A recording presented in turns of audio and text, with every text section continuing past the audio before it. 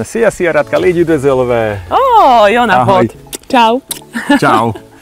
Radka, tak vítam ťa v obci Káň, v koncovej dedine, kde fakt len tí ľudia chodia, ktorí tu bývajú. Takže tu máš úplne ticho, pokoj a pozri sa na ten skôr za svojím chrbtom. Ja si myslím, že tým, že sme 30 km od Košíc, už sa nachádzame v Maďarsku, málo kedy ináč opúšťame hranice a revír Košíc. A toto je úplne podľa mňa také výborné miesto, kam Košičania môžu vypadnúť a fakt si užiť ten kľud. To je pravda.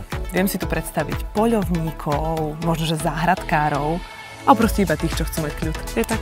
Je to tak, trafila si sa pekne do všetkého.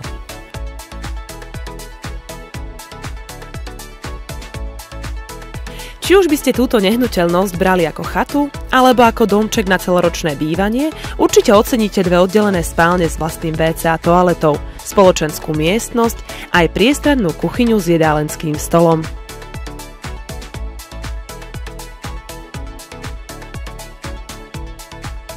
Pozemok je viac ako štedrý a rozprestiera sa na viac ako 15 ároch.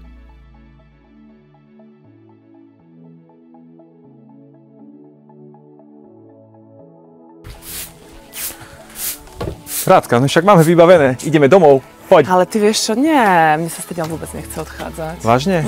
Chceš ostať? Tak ostaň. Ahoj.